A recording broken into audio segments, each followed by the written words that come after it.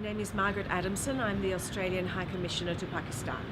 Well, Pakistan, of course, as we do understand, the entire global community, is increasingly recognising that climate change is a very, very serious issue.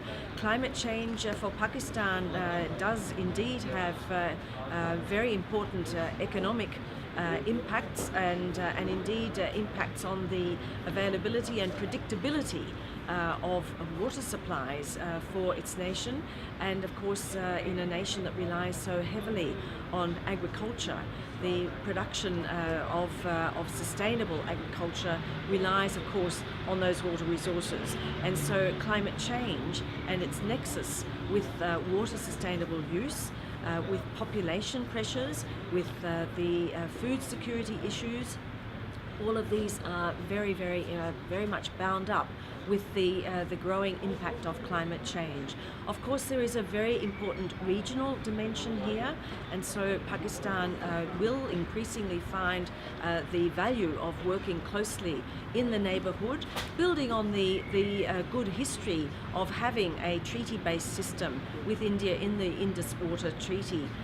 That is a very important foundation for Pakistan, and indeed can point the way for building on that cooperation going forward. But Pakistan is there in the top 10 of most affected countries by climate change, and so as a developing country really urgently needs to take very important steps on a policy level, and also developing data, of course, that can inform good policy, coordination across the provinces. As a federal country, we too in Australia understand these challenges as a federal country.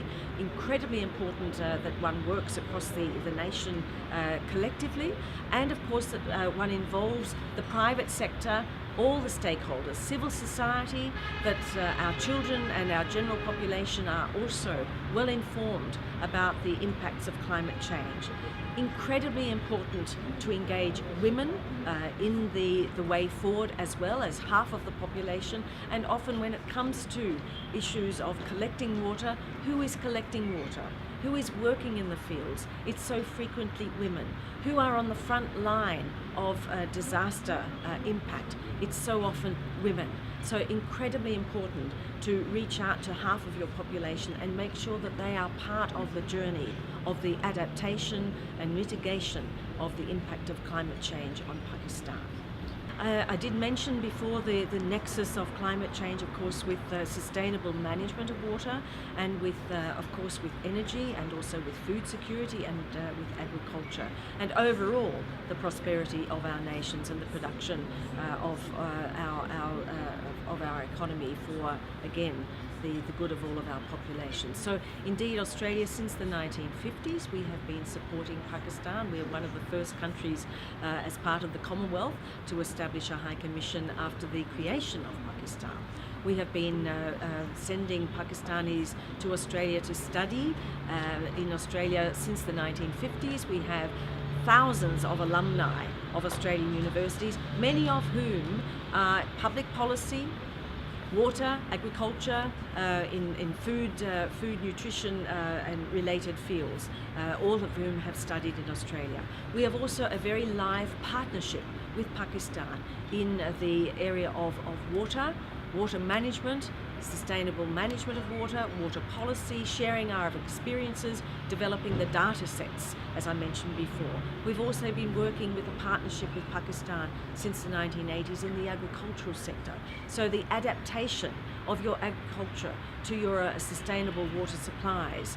This again is an experience that we share with Pakistan, making sure that the crops that you choose to grow actually make good sense in terms of the water supply that you have available, and indeed your nutritional needs of the country. These are the kinds of interventions that Australia has been having in Pakistan. They very much relate to the issues of climate change. We are also working with Islamabad and other partners in the northern areas in terms of early warning for communities ahead of unpredictable climate events. such as glacier melt and those outbreak events, also in terms of other climate-induced events. We're working with the populations also and the government level policymakers in Balochistan in terms of, and southern Punjab in terms of groundwater issues, because these again are very important sustainability issues. We're making sure that there is a knowledge about the appropriate agricultural products and agricultural crops to develop, and helping not only in terms of the food security at the local level, but also in terms of the development of the economy of Pakistan, in terms of an export-driven economy for Pakistan, in helping Pakistan in the development of the value chain of various agricultural products. So on a sustainability level, but also building Pakistan's export performance. So all of that, right from, as we say, the farm gate level, right through to the macroeconomic impact, and all with